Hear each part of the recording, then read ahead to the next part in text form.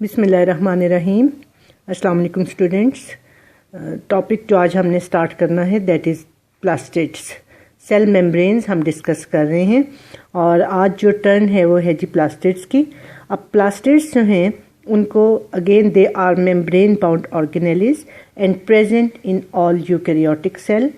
All mean all plants के जो eukaryotic cells हैं उनमें जो प्लांट्स हैं उनके सेल्स में ये मौजूद होते हैं। अब प्लास्टिड्स जो हैं कॉमनली ये they are of 3 types, chloroplast, chromoplast and leucoplast. और मोस्ट कॉमनली एग्जिस्टिंग और most commonly studied type plastids की जो है दैट इज़ क्लोरोप्लास्ट। अब क्लोरोप्लास्ट जो हैं they are membrane bound organelles और इनकी जो मेम्ब्रेन है वो डबल मेम्ब्रेन है। डबल मेम्ब्रेन कल जिस तरह से हमने माइटोकॉन्ड्रिया में स्टडी किया था कि 2 लेयर्स हैं ना मेम्ब्रेन की, एक ये आउटर एक ये इनर। सो ये डबल मेम्ब्रेन स्ट्रक्चर है। अब ये क्लोरोप्लास्ट जो हैं ये प्रेजेंट होते हैं ग्रीन प्लांट्स में और इनके अंदर पिगमेंट प्रेजेंट होता है नोन एज क्लोरोफिल। अब what is the chlorophyll? That is the green pigment और इसकी जो केमिकल कंपोजिशन है that is similar to that of the haemoglobin. एक डिफरेंस है, डिफरेंस वो क्या है? Magnesium ions and ferrous ions के जो हीमोग्लोबिन है उसमें फेरस आयरन जिसको कहा जाता है वो सेंट्रल पॉइंट होता है, उसके साथ अमाइनो एसिड्स लगे होते हैं। और ये क्लोरोफिल जो है इसमें जो सेंट्रल पॉइंट है मैग्नीशियम आयन है उसके साथ जो है वो अटैच होते हैं पॉलीपेप्टाइड चेन। तो सो इनकी जो केमिकल कंपोजिशन है that is they are composed of central magnesium ion and उसके अलावा इसमें और क्या चीज़ होती है? Many polypeptide chains. अब ये तो होगी इनकी केमिकल कंपोजिशन। इनका शेप और इनका स्ट्रक्चर कैसा है? इनकी शेप जो है दैट इज़ वेरिएबल, डिफरेंट है। कहीं ये सर्कुलर फॉर्म में है, कहीं ये ओवल शेप में है और इनका जो साइज़ है वो भी वेरिएबल है। ऑलमोस्ट कितना इसका साइज़ है? 4 to 6 माइक्रोमीटर इन साइज़। कहीं 4 होगा, कहीं 4.5 होगा, 5, 5.5 और ऑनवर्ड 6, कोई भी वेरिएबिलिटी इसमें हो सकती है। अब इसलिए जब इनको हम देखते हैं इलेक्ट्रॉन माइक्रोस्कोप में तो they appear as heterogeneous structure. What do we mean by heterogeneous? जो एक जैसे नहीं होते, देखने में डिफरेंट नज़र आते हैं। हेट्रो मीन डिफरेंट, तो सो उनके स्ट्रक्चर जो हैं वो डिफरेंट हैं और ग्रैन्युलर से स्ट्रक्चर नज़र आते हैं। कि ग्रैन्युलर से क्या मुराद है? कि उनके अंदर छोटे छोटे ग्रेन्स जो हैं वो मौजूद होते हैं, ग्रेन्स। तो ये स्ट्रक्चर जो है इनको हम कहते हैं दे आर ग्रैन्युलर स्ट्रक्चर। अब ये ग्रैन्युलर स्ट्रक्चर क्या है? जब हम इसकी डिटेल देखेंगे स्ट्रक्चर की तो हमें पता चल जाएगा कि ये ग्रैन्यूल्स जो अपीयर होते हैं वो होते क्या हैं।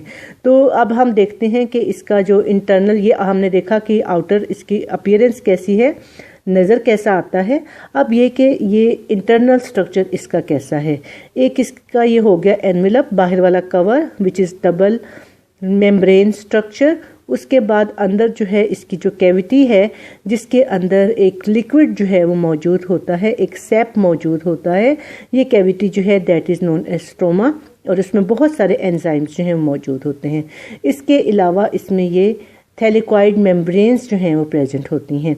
ये मेम्ब्रेन्स जो हैं ये इस तरह से प्रेजेंट होती हैं कि छोटे छोटे वेजिकल्स जो हैं ये एक दूसरे के ऊपर अटैच होते हैं और पाइल बनाए हुए होते हैं और बाहर से ये एक ग्रैन्यूल की तरह से दानेदार स्ट्रक्चर इसका क्लोरोप्लास्ट का बना देते हैं। और ये जो थैलेकॉइड मेम्ब्रेन्स हैं एक पूरा इसका जो पाइल है ये ग्रेनम कहलाता है और ये ग्रेनम या ग्रेना जो है एक दूसरे के साथ इंटरकनेक्टेड भी होते हैं by mean of the fine tubules known as intergranum. Intergranum जो हैं these are connecting tubules of the granum. अब ये थैलेकॉइड मेम्ब्रेन को आप कैसे इमेजिन कर सकते हैं? आप ऐसे इमेजिन करते हैं कि ये सर्कुलर वेजिकल्स हैं और कैसे वेजिकल हैं कि फ्लैट हुए हुए, चपटे हुए हुए और एक के ऊपर एक पाइल रखा हुआ है, एक के ऊपर एक रख के। तो इसमें अप्रॉक्सीमेटली 50 या इससे भी कुछ ज़्यादा जो हैं ये सैक्स होंगे जो एक दूसरे के ऊपर स्टैकिंग हो रही है, इनकी पाइलिंग हो रही है और पूरा एक पाइल, एक ढेर जो है ये लंबा सा बन रहा है। और आप इसको ऐसे इमेजिन कर सकते हैं कि आप 5 रुपीज़ के कॉइन्स ले लें, ऑलमोस्ट आप 50 ले लें या जितने भी आपके पास हैं, उनको आप इकट्ठा एक पाइल में जब रखते हैं तो जो उसकी अपीयरेंस बनती है वो बिल्कुल थैलिकॉइड मेम्ब्रेन जैसे ये। या दूसरा एक और इसकी हम एग्जांपल ले सकते हैं कि ये जो चॉकलेट्स होते हैं कॉइन की शेप में, इनके ऊपर जो है कवर्स होते हैं, अंदर चॉकलेट्स होते हैं। तो ये चॉकलेट्स जो हैं जब हम इनका पाइल बनाते हैं तो वो भी सिमिलरली ग्रेनम की शेप में बनता है। तो वेजिकल्स जो हैं, ये थैलिकॉइड मेम्ब्रेन्स जो हैं, ये एक पाइल की शक्ल में प्रेजेंट होते हैं, known as granum. One is granum, more than one are grana, ये सारे जो हैं ये ग्रेना है। And they are connected with each other by means of connecting tubules known as intergranum. So इसमें ग्रेनम हो गए, इंटरग्रेनम हो गए, थैलिकॉइड मेम्ब्रेन्स के बने हुए ये ग्रेनम है। और स्ट्रोमा है इसमें, इसकी आउटर मेम्ब्रेन और इनर मेम्ब्रेन, दो इसकी डबल मेम्ब्रेन लेयर वाला ये स्ट्रक्चर है। और उसके बाद हम देखेंगे कि इसका जो स्ट्रोमा है इसमें क्या चीज़ें प्रेजेंट होती हैं। इसमें जी डिफरेंट प्रोटीन्स हैं और मोस्टली जो है इसमें प्रोटीन्स जो हैं वो एंजाइम्स की फॉर्म में है, क्योंकि यहाँ पे काम क्या होना है, यहाँ पे काम होना है जी कि सनलाइट को, जो बेसिक सोर्स ऑफ एनर्जी है सोलर एनर्जी, उसको कैप्चर करके कार्बोहाइड्रेट्स में चेंज करना है। और इसके लिए क्लोरोफिल जो है ये इन ग्रेनम के ऊपर अटैच होते हैं, क्लोरोफिल के मॉलिक्यूल मौजूद होते हैं। और इसके लिए ये जो प्रोसेस चलता है फोटोसिंथेसिस का जिसमें ग्लूकोज बनता है, इसके लिए बेतहाशा एंजाइम्स रिक्वायर्ड होते हैं। तो they enzymes are present in this structure known as stroma. इसके अलावा कुछ राइबोसोम्स होते हैं जो कि इन प्रोटीन्स में से बहुत सी प्रोटीन्स को बनाने के लिए रिस्पॉन्सिबल हैं। उसके अलावा एक छोटा सा सर्कुलर डीएनए प्रेजेंट होता है। नो डाउट के प्लास्टिड्स या ये जो क्लोरोप्लास्ट है, they are under the control of the nucleus. इसके बावजूद इसमें अपना एक पर्सनल छोटा सा सर्कुलर डीएनए है जो कि इसके इंटरनल जो एक्टिविटीज़ हैं उनको कंट्रोल करने के लिए रिस्पॉन्सिबल होता है। फॉर एग्जांपल यहाँ पे राइबोसोम्स हैं, तो राइबोसोम्स जो हैं वो प्रोटीन सिंथेसिस का काम कर रहे हैं, तो उन प्रोटीन सिंथेसिस को ये सर्कुलर डीएनए जो है वो कंट्रोल करता है। ठीक हो गया जी कि ये इनका जो है अपना यहाँ पे मौजूद है जो सिस्टम है सारा प्रोटीन सिंथेसिस का। तो सो यहाँ पे प्रोटीन्स बनते हैं विच आर हेल्पफुल। और ये क्लोरोप्लास्ट जो है इनका मेजर फंक्शन क्या है, मेजर फंक्शन इसका यही है एटमॉस्फेरिक कार्बन को फिक्स करना, कि जब फोटोसिंथेसिस होती है तो कार्बन डाइऑक्साइड को एटमॉस्फेयर से सक किया जाता है इनसाइड द ग्रीन लीव्स। और ग्रीन लीव्स के अंदर जो उनके सेल्स हैं, सेल्स में पेलिसेड और स्पॉन्जी मीजोफिल्स जो हैं उनके अंदर जाके ये क्लोरोप्लास्ट के जो है अंदर एंटर हो जाते हैं कार्बन डाइऑक्साइड के मॉलिक्यूल, और वहाँ पे इनको फिक्स करके शुगर मैन्युफैक्चर या ग्लूकोज मैन्युफैक्चर के लिए यूटिलाइज किया जाता है। और दूसरी जो टाइप है क्लोरोप्लास्ट की, प्लास्टिड्स की, besides the chloroplast, that is chromoplast.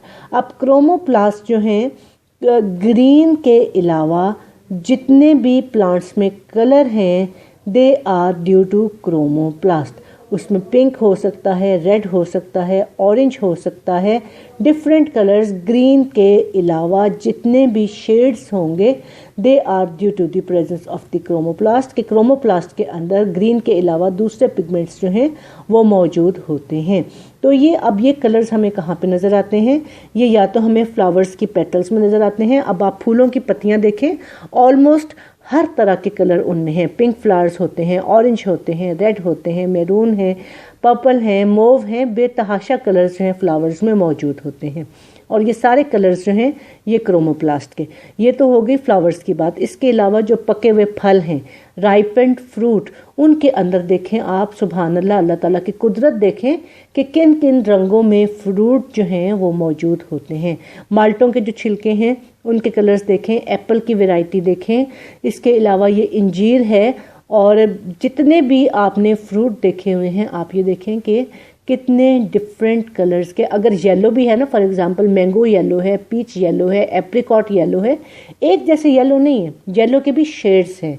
Apple अगर रेड है तो डिफरेंट शेड्स में रेड्स हैं।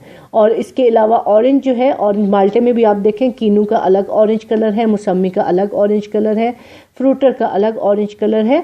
They all are due to the presence of the chromoplast in this area. और ये फिर ये कि क्रोमोप्लास्ट का फिर रोल क्या होगा, to provide the different colours and shades to the flowers and fruit. और इसके साथ साथ they help in the pollination and dispersal of the seed. Pollination क्या है, the process in which the pollen grains are shifted from one flower to another flower. एक फूल से दूसरे फूल पे जब जाते हैं पॉलन ग्रेन्स, या एक के एंथर से दूसरे के स्टिग्मा पे जाते हैं, the process is known as pollination. और दूसरा डिस्पर्सल ऑफ सीड्स के जब एनिमल्स या बर्ड्स जो हैं इन फ्रूट्स को खाएंगे तो इनके सीड्स जो हैं वो इधर उधर बिखरेंगे और जो कि न्यू प्लांट्स को बनाने के लिए हेल्पफुल होंगे। इसके बाद जो प्लास्टिड्स की तीसरी काइंड है ल्यूकोप्लास्ट। दे आर कलरलेस, उनमें कोई भी कलर्स मौजूद नहीं है। और उनकी शेप कैसी हो सकती है, डिफरेंट इनकी शेप होती है, ट्रायंगल हो सकती है, ट्यूब लाइक हो सकती है, और डिफरेंट इनकी शक्ल होती है। और इसमें कोई भी जो है कलर मौजूद नहीं होता। और ये मौजूद कहाँ पे होते हैं, in the underground part of the plants. और इनका पर्पस क्या है, इनका फंक्शन क्या है, इनका रोल क्या है, स्टोरेज ऑफ फूड, फूड को, सरप्लस फूड को स्टोर करके रखना अंडरग्राउंड पार्ट्स में। अंडरग्राउंड जो हैं रूट्स हैं या रूट्स के ट्यूबर्स हैं या स्टेम हैं या स्टेम के ट्यूबर्स हैं, वहाँ पे जो फूड स्टोर हो रही है that is going to be stored in the leucoplast. ठीक है जी, that's it about the plastids. Now we come to the next organelle, that is the nucleus. अब न्यूक्लियस जो है इसको आप कह सकते हैं कि that is the master organelle of the cell. Master किसको कहते हैं, जो इंचार्ज होता है, जिसने सब चीज़ों को कंट्रोल करना होता है। आप अपनी बॉडी देखें, डिफरेंट ऑर्गन हैं। एक ऑर्गन ऐसा है जिसने बॉडी के तमाम फंक्शंस कंट्रोल करने हैं, वो कौन सा है, ब्रेन, आपका दिमाग। तो उसको हम कहते हैं कि it is the main master organ of the body. तो इसी तरह से न्यूक्लियस का जो ब्रेन है, न्यूक्लियस जो सेल का जो है brain, that is the nucleus, कि सेल की तमाम एक्टिविटीज़, तमाम ऑर्गेनेलीज की कार्रवाई, तमाम metabolic activities, they are controlled by the nucleus. अब ये कि सबसे पहले न्यूक्लियस को डिस्कवर किसने किया, that was the scientist known as Robert Brown. कि वो उसने सेल में देखा कि उसको जो सेल को वो स्टडी कर रहा है तो सेल के सेंटर में थोड़ा सा डार्कर एरिया होता है जो कि बाकी एरिया से उसका कलर जो है वो डिफरेंट होता है। फिर ये कि जब उसने डिस्कवर कर लिया कि न्यूक्लियस मौजूद है तो बाकी सब सेल्स में भी स्टडी किया गया तो हर सेल में न्यूक्लियस मौजूद होता है। Commonly that is central in position but some time that is not central, specially in case of the plants, कि वहाँ पे सेंट्रल लार्ज वैक्यूल है तो न्यूक्लियस को एक साइड पे पेरिफेरल एरिया में पुश कर दिया जाता है। अब न्यूक्लियस जो है, एक सेल में कितने न्यूक्लियस मौजूद हो सकते हैं, commonly one nucleus. The cell is known as mononucleate, mono mean one. अब सम टाइम ये कि न्यूक्लियस जो हैं वो एक की बजाय दो हो सकते हैं। The condition is known as binucleate. One condition, one nucleus known as mononucleate, two nucleus binucleate, और सम टाइम जो है वो फिर जब दो से भी ज़्यादा होंगे the condition is known as multinucleate. One एक हो मोनो, दो हो बाय, और दो से भी ज़्यादा हो मल्टी न्यूक्लिएट कंडीशन विच में बी प्रेजेंट या विच में be existing in different portions of the cell.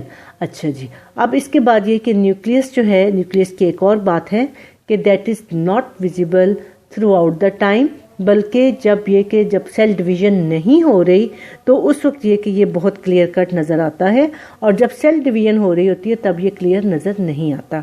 क्यों क्लियर नज़र नहीं आता, क्योंकि न्यूक्लियर मेम्ब्रेन जो है वो डिसऑर्गेनाइज हो जाती है और इसके अंदर जो न्यूक्लियर या क्रोमेटिन नेटवर्क होता है वो क्रोमोसोम की शक्ल में अपीयर हो जाता है। इसलिए न्यूक्लियस जो है at the time of cell division हमें नज़र नहीं आता।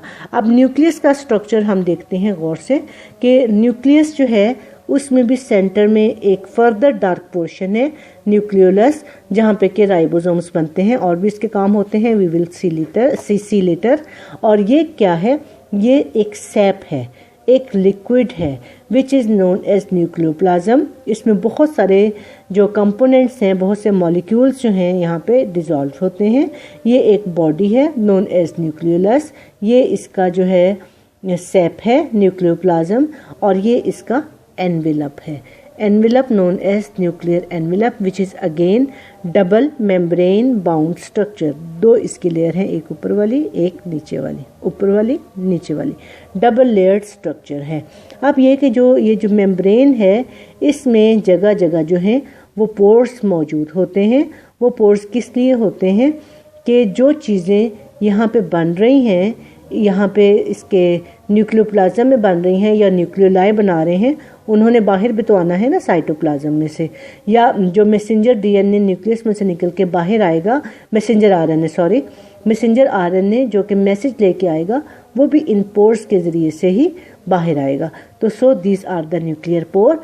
जब आप इसको ट्रांसफर सेक्शन में देखते हैं न्यूक्लियर मेम्ब्रेन को, तो ये न्यूक्लियोपोर आपको कुछ इस तरह से नज़र आते हैं कि ये न्यूक्लियर मेम्ब्रेन का डबल एनवेलप लेयर है और ये एक पोर है नोन एज न्यूक्लियोपोर। तो ये न्यूक्लियस का स्ट्रक्चर है, एक्सटर्नल एंड इंटरनल। अब इसमें आप देखें कि न्यूक्लियर मेम्ब्रेन जो है इसका मेन फंक्शन क्या है। इसका मेन फंक्शन ये है कि it separates the nucleoplasm from the cytoplasm. कि न्यूक्लियर मेम्ब्रेन या न्यूक्लियर एनवेलप जो है डबल लेयर्ड स्ट्रक्चर है, जो कि दोनों को, न्यूक्लियोप्लाज्म को और साइटोप्लाज्म को एक दूसरे से अलग करके रखती है। इसके अलावा जब हम एंडोप्लाज्मिक रेटिकुलम को डिस्कस कर रहे थे तो हमने ये भी देखा था कि ये न्यूक्लियर एनवेलप जो है ये कॉन्टिन्यूस होती है विद द एंडोप्लाज्मिक रेटिकुलम। वो क्यों कि न्यूक्लियोप्लाज्म के अंदर कोई चीज़ें बनी हैं तो उनको एंडोप्लाज्मिक रेटिकुलम में शिफ्ट किया जाएगा, वहाँ पे इनको प्रोसेस किया जाएगा और फर्दर इनको फाइनल प्रोडक्ट्स में चेंज किया जाएगा। तो ये इसका पर्पस होता है। न्यूक्लियर पोर्स भी आपने देख ली कि न्यूक्लियर पोर्स मौजूद हैं। इनका पर्पस क्या है कि न्यूक्लियस के अंदर चीज़ें जाना और आना जो है वो, उसके लिए न्यूक्लियर पोर्स जो हैं वो हेल्पफुल होते हैं। अब ये न्यूक्लियर पोर्स किसी न्यूक्लियस में कितने होंगे, दे आर हाईली वेरिएबल, हर सेल में डिफरेंट है। और जो अनडिफरेंशिएटेड सेल्स हैं, अनडिफरेंशिएटेड सेल्स कौन से हैं, फॉर एग्जांपल एग्स, तो इसमें बहुत से ज़्यादा से पोर्स होते हैं। नॉन फॉर एग्जांपल 30,000 पर न्यूक्लियस, एक न्यूक्लियस के अंदर जो है 30,000 तक पोर्स हो सकते हैं। और जो डिफरेंशिएटेड सेल्स हैं, जो मैच्योर सेल हैं, उनके अंदर जो है सिर्फ 3 या 4 पोर्स जो हैं पर न्यूक्लियस ये मौजूद होते हैं। अच्छा, अब पोर जो है उसका एक डेफिनेट स्ट्रक्चर है और ये क्या करता है, विच controls the traffic of substances passing through the nuclear pores. कि इसके अंदर जो चीज़ न्यूक्लियस के अंदर से बाहर आ रही है या बाहर से अंदर जा रही है, इसको न्यूक्लियोपोर्स ने चेक करना होता है due to the presence of charges. वो चार्जेस जो हैं वो कंट्रोल करते हैं, देखते हैं कि कौन सी चीज़ जो है वो न्यूक्लियस के अंदर जा सकती है, कौन सी नहीं जा सकती। That's about the nuclear membrane.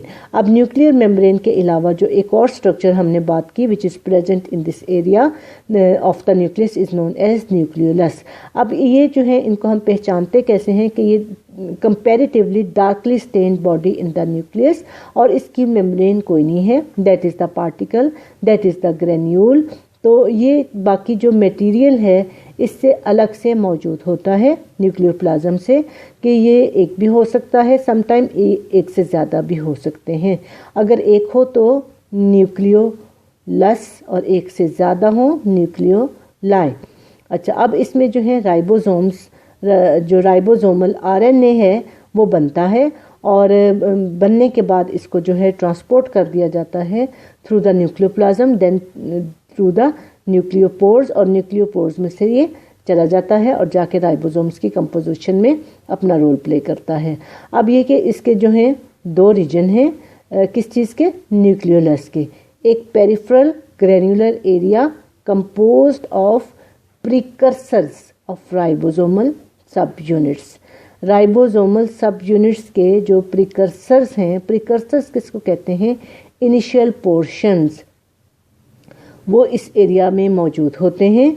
और एक सेंट्रली इसका एरिया है, उसमें large molecules of large molecular weight present होते हैं, वो वहाँ पे क्या चीज़ होती है, डीएनए या राइबोसोमल डीएनए, और इसके अलावा इसमें आरएनए जो है वो मौजूद हो सकते हैं।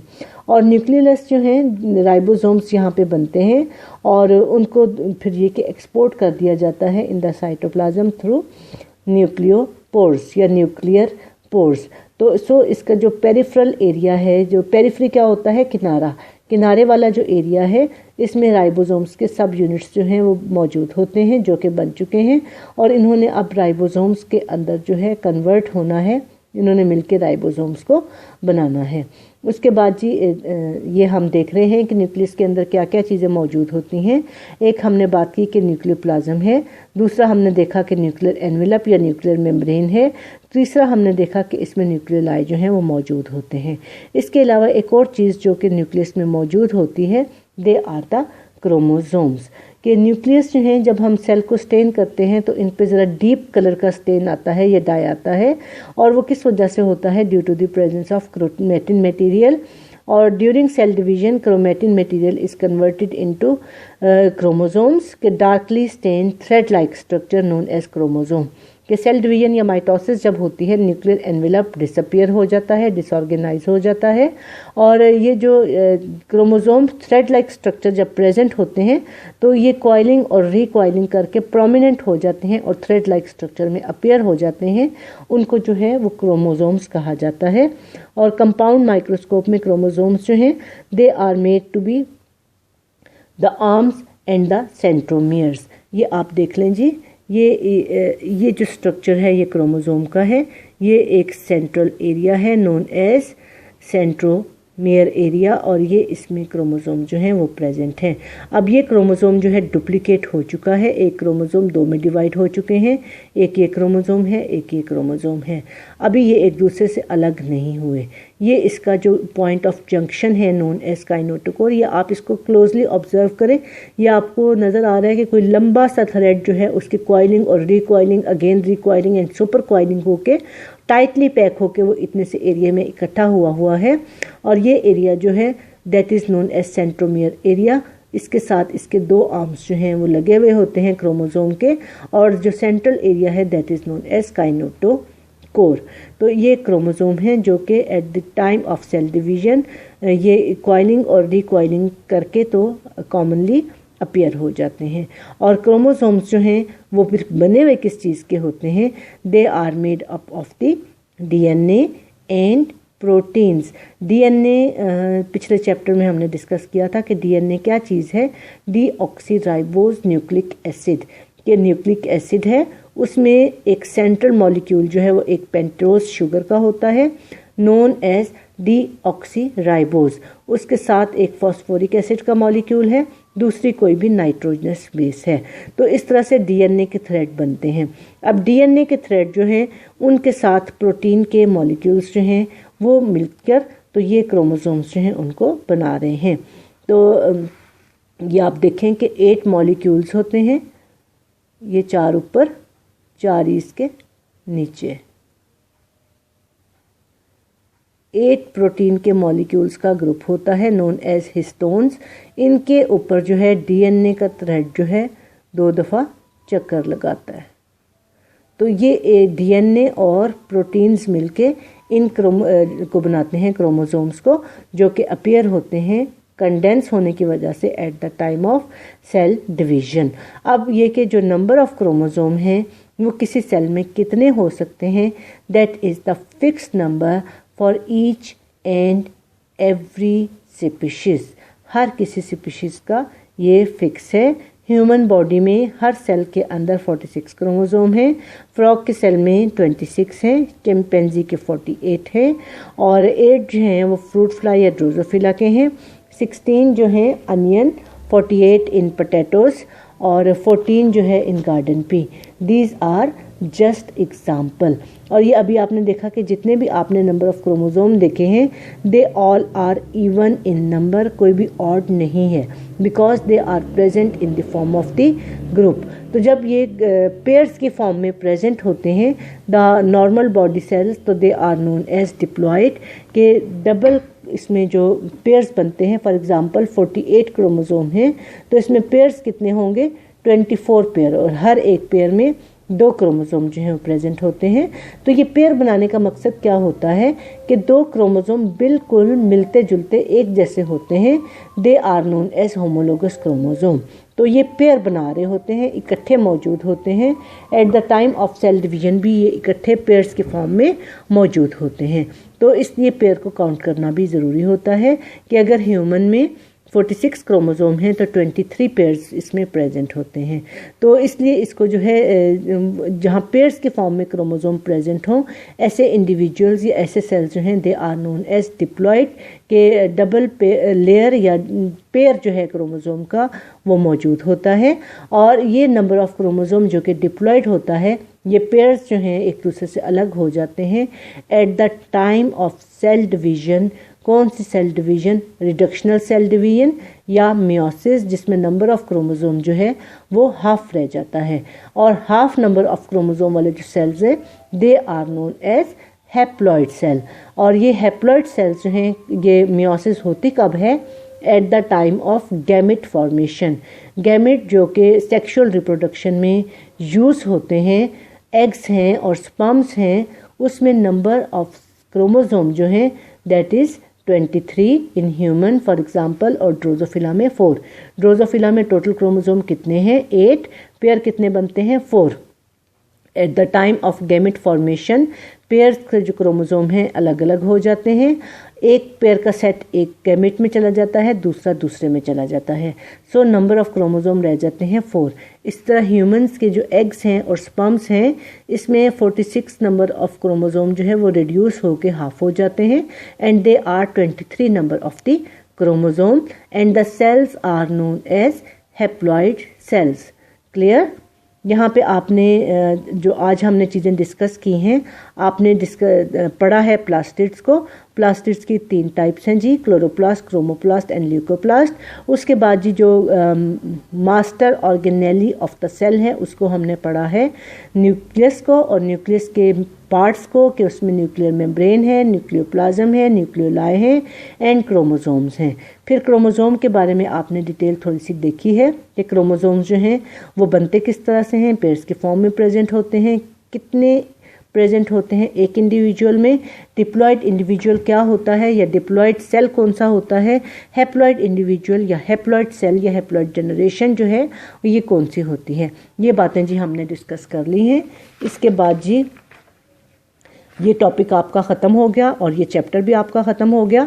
चैप्टर का रिव्यू ले लें कि हमने चैप्टर में क्या क्या पढ़ा। चैप्टर में हमने पढ़ा general structure of the cell, differences of the animal and plant cell, differences of the prokaryotic and eukaryotic cell, और जो प्रोकैरियोटिक सेल है उसको भी हमने देखा कि वो उसके एग्जांपल्स क्या हैं और वो होता क्या है।